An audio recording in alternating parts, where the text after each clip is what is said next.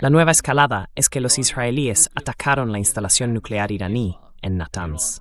Luego tuvimos la respuesta de los iraníes. Por primera vez, ya sabes, misiles iraníes están alcanzando Dimona. Y no solo Dimona, Arad también fue alcanzada, 2 misiles en estas 2 ciudades.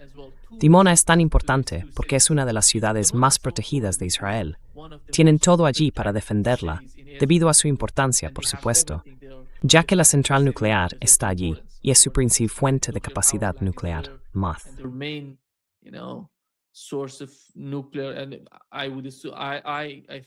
Y creo que las bombas nucleares y las armas nucleares también están allí. Pero se lanzó un solo misil y en realidad alcanzó el objetivo. Los iraníes estaban enviando una señal a los israelíes de que cuando quieran pueden atacar dentro de Israel. ¿Cómo ves la escalada que está ocurriendo? Donald Trump forma parte de ello. Dio a los iraníes 48 horas para abrir el estrecho de Hormuz. Ese es otro asunto. Pero empezando por estos ataques, el ataque israelí a los sitios nucleares en Irán y luego la respuesta iraní, ¿cuál es tu interpretación de todo esto?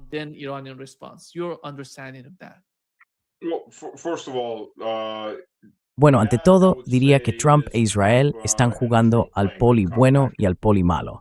Tienes a Israel atacando los campos de gas de South Pars, atacando una central nuclear, y luego a Trump diciendo, oh, les dije que no hicieran eso, no lo volverán a hacer. Irán, no reaccionéis a esto, básicamente diciéndoles que se contengan. Así que es algo incremental. Seguimos subiendo lentamente la temperatura y a ellos se les dice que sigan bajando el tono, Y creo que la respuesta adecuada es simplemente seguir adelante y contraatacar.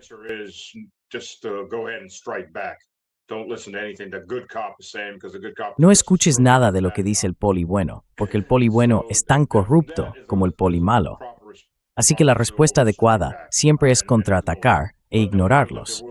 Hazles saber que siempre habrá represalias, quizá incluso más de lo que esperan. Dimona, sabes, es difícil decir si estaban apuntando a la central nuclear o no. Es una central pequeña. Pero lo que se vio claramente fueron 2 misiles Patriot despegando. Quizá eran misiles cúpula de hierro, no estoy seguro de cuál. Realmente no se puede distinguir. Subieron y pasaron volando al lado de Mistewith, el que impactó.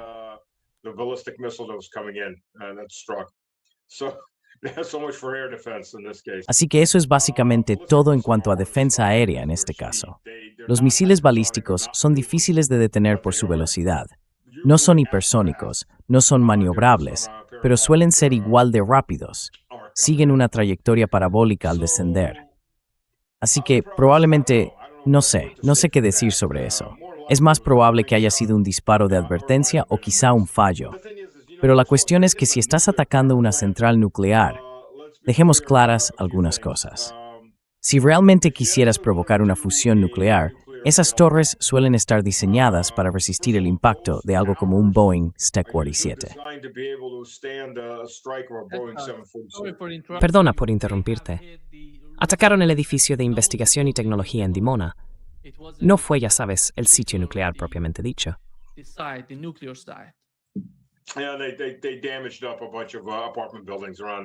Sí, también dañaron un montón de edificios de apartamentos por allí, pero eso fue por la explosión. Pasa en la ciudad. Ya sabes, si tienes preguntas sobre la guerra que ordenaste, no ordenes la guerra. Los israelíes están gritando crímenes de guerra mientras masacran a libaneses, bombardean más adentro de Siria y atacan Beirut, usando fósforo blanco contra civiles, mientras gritan crímenes de guerra. Creo que el término es llorar mientras intimidas. Intimidas a la gente y cuando te devuelven el golpe empiezas a gritar y llorar diciendo que eres la víctima. Y lo hacen todo el tiempo. Lo estamos viendo ahora mismo. Así que sí, parece que mi deseo de ir al Santo Sepulcro para la Pascua Ortodoxa no va a cumplirse.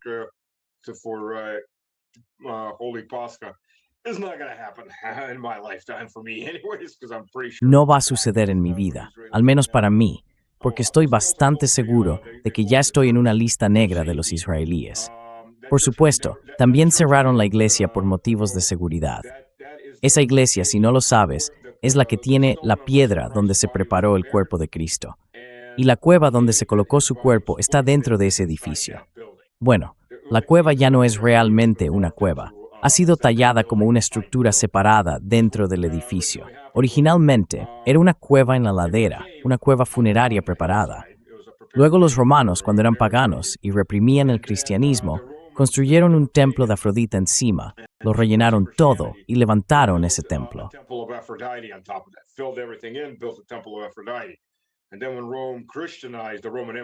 Y luego, cuando Roma se cristianizó, me refiero al Imperio Romano, Santa Elena fue allí y encontraron el lugar.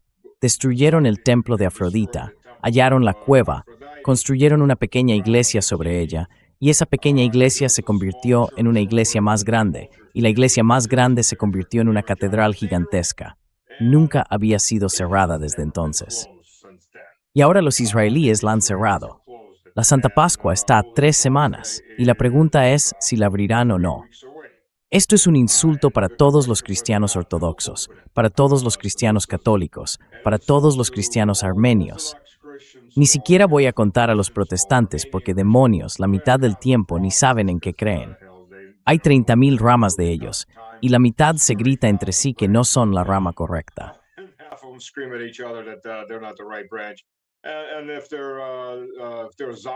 Y si son sionistas, la herejía sionista, entonces están adorando a los pies de Netanyahu, así que ¿por qué les iba a importar? Así que sí, también está eso. Perdón, me he desviado del tema. Es que últimamente tengo en la cabeza lo que han hecho con la iglesia, con la catedral. Si estás atacando, volverás a las torres. Esas torres están construidas para resistir el impacto a toda velocidad de un avión de pasajeros. No vas a dañar esas torres. Bueno, un misil balístico probablemente sí lo haría, dependiendo del tamaño de la ojiva. Pero ya sabes, esas torres son muy difíciles de derribar. Se derriban del mismo modo en que los alemanes demuelen sus centrales nucleares, como hicieron con todas ellas, usando cargas conformadas para hacerlas caer.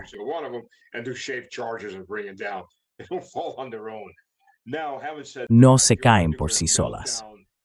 Ahora bien, dicho esto, si quieres provocar una fusión nuclear, no apuntas a las torres, apuntas a las bombas de la sección de refrigeración, porque esas bombas y los generadores de respaldo. Así que puedes cortar la electricidad, pero la central eléctrica sigue necesitando cierta cantidad de energía para mantener la refrigeración, para bombear agua hacia las torres de refrigeración. Quiero decir, desde la torre de refrigeración hasta la cámara de reacción, para enfriar las barras. De lo contrario, las barras seguirán generando calor, se sobrecalentarán. Es decir, no vas a tener una reacción en cadena a menos que tengas suficiente uranio a un nivel lo bastante alto para una explosión nuclear.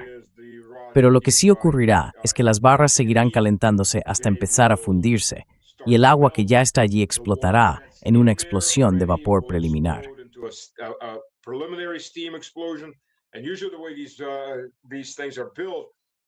Normalmente, la forma en que se construyen estas cosas es con un gran depósito de agua debajo. Esa agua ya es radiactiva, así que el vapor que asciende es vapor radiactivo.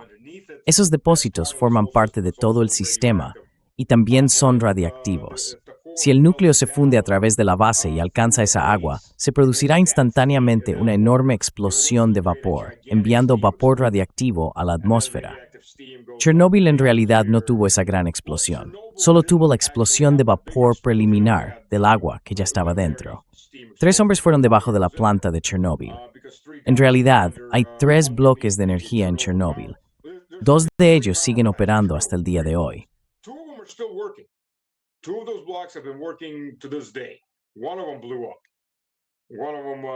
Uno de ellos explotó, otro sufrió una fusión. Y eso fue Fukushima. Creo que allí fallaron 3 bloques. Mucho peor. Estos tipos bajaron y drenaron el agua radiactiva. No sé a dónde la drenaron. Así que cuando realmente se fundió y alcanzó las cámaras inferiores, no había nada allí, por lo que no se produjo una explosión de vapor. Incluso con solo la explosión de vapor inicial y la nube radiactiva que se formó durante aproximadamente una década, se les dijo a los pastores escoceses que no subieran a las montañas a alimentar a sus rebaños, porque todavía había radiación en ellas. Lo bueno de estar en un clima húmedo es que cualquier precipitación radiactiva tiende a ser arrastrada por la lluvia. with radioactive fallout is going to get washed away. Steadily, rain cycle will wash away. Some will get in the food chain. Poco a poco, ya sabes, los ciclos de lluvia lo arrastrarán. Parte de ello entrará en la cadena alimentaria, por supuesto, pero incluso eso acabará filtrándose con el tiempo y se irá al océano, donde se diluye en cantidades enormes de agua. Y eso es solo con los preliminares. Así quiero decir, ese es el tipo de desastre biológico que se puede crear. Quiero decir, Israel ya ha provocado un desastre biológico al volar las reservas de petróleo al norte de Tacarán. Esa nube no solo afectó a Tacarán y a los 9 millones de personas que viven allí, además de la gente del noreste de Irán, llegó hasta Asia Central. No creo que alcanzara a Rusia, pero sí llegó a Kazajistán, a la parte sur de Kazajistán.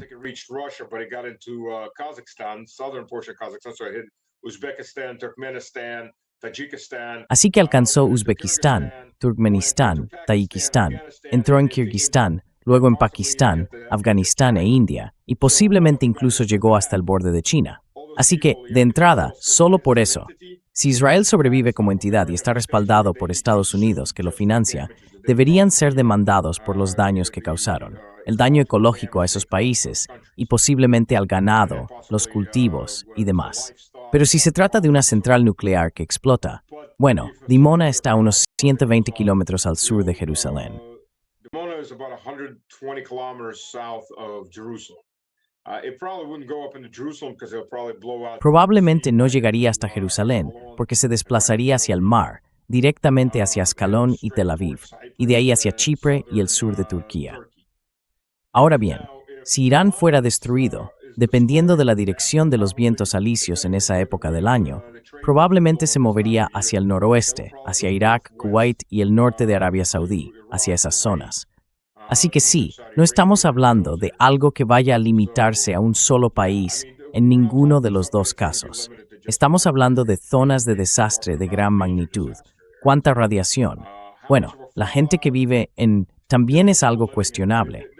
Hay unas 10,000 personas viviendo en la zona de exclusión de Chernóbil y han estado viviendo allí. Mucha gente simplemente no se fue.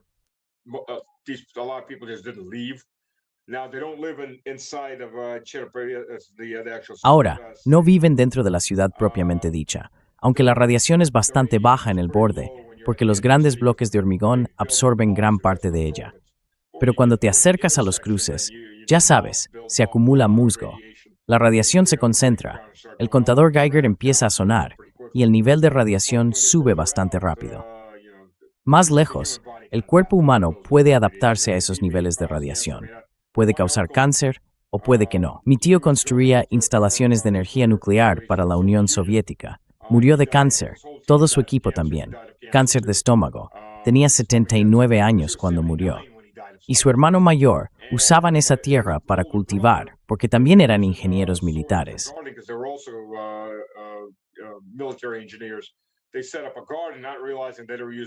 Montaron un jardín sin darse cuenta de que estaban usando tierra radiactiva. Él también murió de cáncer de estómago. Tenía 84 años cuando falleció. Así que ya sabes, surge la pregunta, ¿cuál es la dosis letal? ¿El cáncer vino de la radiación? Puede ser. Pero cuando vives hasta los 79 u 84 años, ya estás prácticamente al final de tu vida, de todos modos. Aún así, si estás justo en esa zona, sí, vas a recibir una dosis alta de radiación que puede causar mucho daño. Así que eso fue una cosa.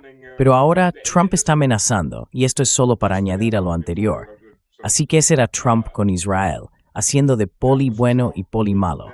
Luego Trump sale y dice, Europa, venid aquí, no necesitamos el estrecho de Hormuz.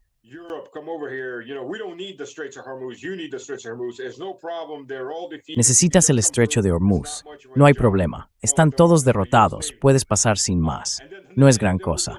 Bueno, entonces, ¿por qué no lo hace la Marina de Estados Unidos? Y luego, en cuestión de 2 horas, está gritando, tienes 48 horas para rendirte, básicamente, sobre el estrecho de Hormuz. Vamos a destruir todo en tu país. A lo que Irán respondió, muy bien, haremos lo mismo con Israel, con Jordania y con todos tus aliados hasta que no quede nada. Tanto si Trump lleva eso a cabo como si no, la impresión que deja, al menos para cualquiera que no sea un fanático acérrimo de Trump, es que no es un hombre racional. Es alguien emocionalmente inestable. está completamente descontrolado. Y ya sabes, quizá ha llegado el momento de aplicar la enmienda 25. Maybe it's time for the 25th Amendment. Sí, In case anybody doesn't Por si alguien no lo sabe, esa es la enmienda que permite destituir a un presidente en ejercicio por deficiencias físicas o mentales. deficiencies.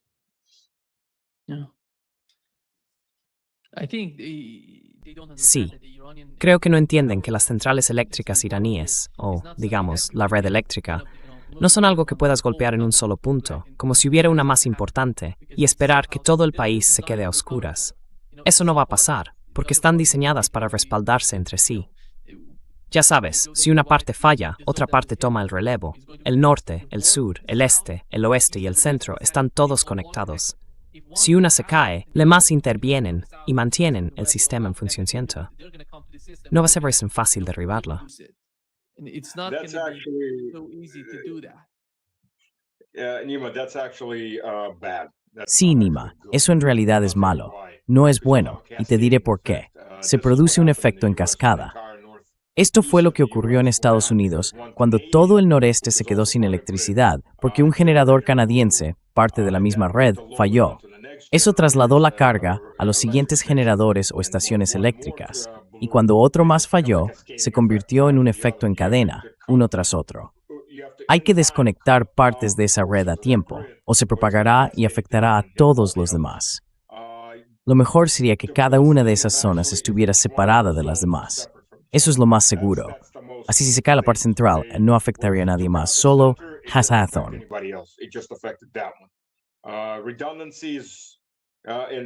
La redundancia es buena, y la generación de energía también lo es.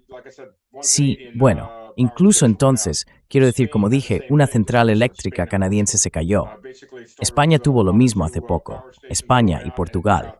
Básicamente empezó con una o dos centrales eléctricas que se apagaron, y eso derribó toda la parte occidental de la península ibérica. Así que en realidad, sí he estado hablando con gente sobre ello.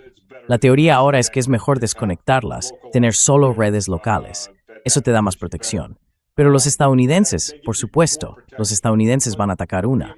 Van a ir a por todo. Y por supuesto, Irán va a devolver el golpe a todo.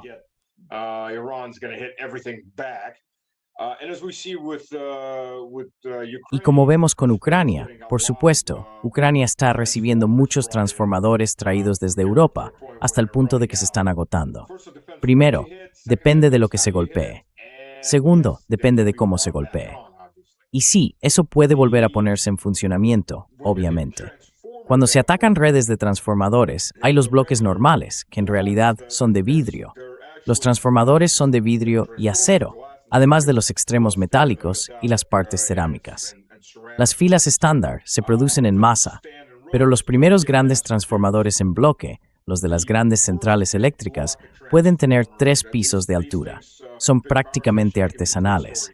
En todo el mundo, se producen quizá unos 1,200 en total.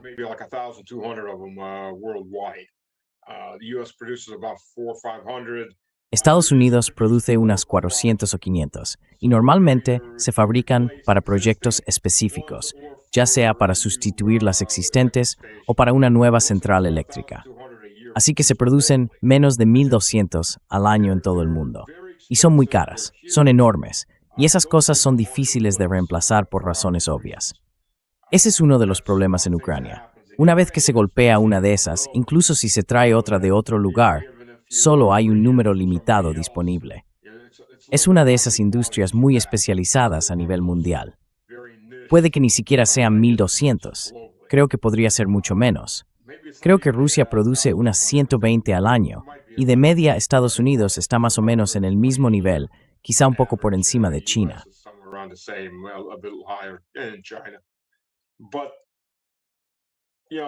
Pero ya sabes, de nuevo, si golpeas eso, y del mismo modo si lo haces en Arabia Saudí, o en Qatar, o en cualquiera de los otros, van a tener los mismos problemas, quizá incluso más, para conseguir equipo. Ya sabes, Irán tiene una retaguardia profunda, se llama Rusia y China. Esos países saudíes no tienen una retaguardia profunda. a menos que su retaguardia sea tan profunda que se llame Estados Unidos. Y entonces ya sabes, veremos también qué pasa con eso. Así que su logística es mucho, mucho peor para cualquier tipo de reemplazo. Y vamos a ver cómo se desarrolla esto muy pronto, porque el mundo se dirige hacia un colapso masivo. Bueno, partes del mundo se dirigen hacia colapsos masivos. Y creo que, a estas alturas, son absolutamente inevitables y ya están empezando a ocurrir.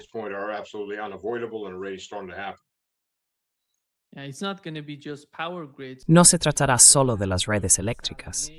Irán irá por las plantas desalinizadoras, por todo. También por las instalaciones petroleras, porque no se va a limitar a las redes eléctricas.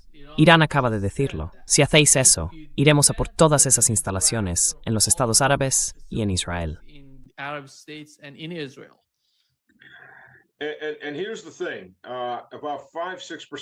Y aquí está la cuestión. Alrededor del 5% o 6% de la población iraní, bueno, Irán ha estado en sequía. Es un fenómeno climático, lleva un par de años en sequía. Así que la agricultura iraní está sufriendo mucho. Sin embargo, hay suficiente agua para la población. Solo entre el 5% y el 6% de la población necesita plantas desalinizadoras para sobrevivir. Que es el 2%. De acuerdo. Israel tiene suficiente agua para su población. He estado preguntando a la gente, pero alrededor del 75% de su sector agrícola depende de plantas desalinizadoras. No tienen suficiente agua para la agricultura. De nuevo, un entorno árido, y de nuevo ha estado en sequía como toda la región. Dicho esto, pasamos entonces a las naciones artificiales: Arabia Saudí, Bahrein, Qatar, los Emiratos Árabes Unidos.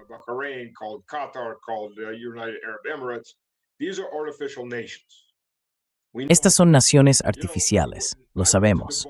Verás, fui a Dubái en un viaje de negocios, era director en Halliburton. Tuvimos una reunión allí, así que fuimos todos durante una semana, allá por 2013. Y soy el tipo de persona a la que le gusta visitar lugares históricos. Me gustan las ruinas, leer sobre ellas, recorrerlas, ver otras civilizaciones. Estaba decidido a encontrar el Dubái histórico. Busqué por todo internet antes de ir y no encontré nada. Cuando llegué, hablé con los lugareños y se rieron, porque el Dubái histórico, para quien no lo sepa, es básicamente la gran ciudad de Dubái. El Dubái histórico era un fuerte de adobe para el caudillo local, unas pocas docenas de casas y un pequeño puerto diminuto. Ese es el Dubái histórico.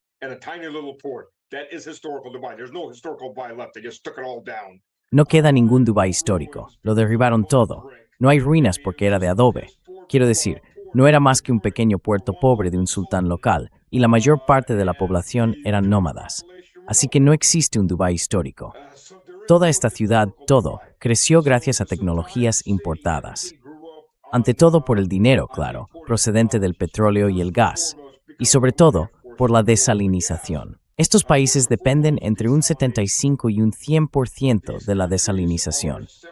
Arabia Saudí no tanto, por supuesto, porque tiene campos de trigo en el sur, tienen agua en la parte meridional del país, pero aún así están muy superpoblados en relación con la cantidad de agua de la que disponen.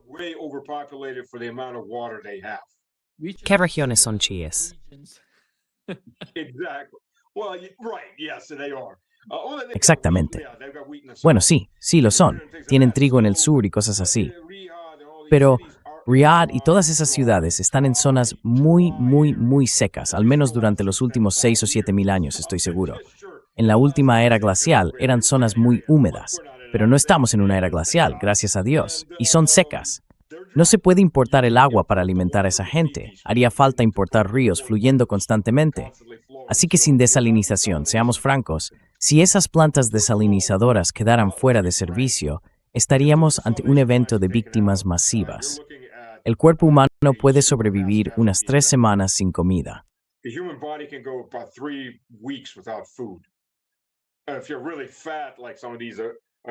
Y si estás realmente gordo, como algunas de esas vacas obesas que se ven con obesidad mórbida en Estados Unidos o en el Reino Unido, si les dan suficiente agua, probablemente sobrevivirán bastante más tiempo porque tienen reservas almacenadas. El ser humano promedio, quizá 3 semanas antes de morir de inanición, tal vez menos. 3 días sin agua. En el desierto, no durarías ni un día. Y seamos realistas, Cuando el calor alcanza los 45 o 50 grados, te está absorbiendo el vapor directamente del cuerpo. Cada vez que respiras, sudas. Todo se está secando. Pasas un día sin agua, esa es la realidad. Ahora, ¿qué hay? 100 millones de personas en esa zona. Digamos incluso que 60 millones de personas se verían afectadas. Let's even say 60 million people would be affected. How many people are going to die off within the first day? ¿Cuántas personas van a morir en los primeros días? No se puede evacuar físicamente a tanta gente. No se puede mover a tanta gente. No se puede alimentar a tanta gente en una situación de emergencia. No se puede llevar agua potable. Hay que tener en cuenta que el cuerpo humano medio, especialmente en movimiento, intentando sobrevivir, intentando escapar en ese tipo de calor, incluso si solo se mueve de noche, va a necesitar al menos 3 litros de agua por persona adulta. Los niños necesitarán menos, por supuesto. Es físicamente imposible llevar tanta agua. Es decir, se produciría un evento con un número masivo de víctimas. En cuestión de días, 1, 2, 3, 4 días, se vería una mortandad masiva de seres humanos en esa zona. Massive die off of humanity in that area.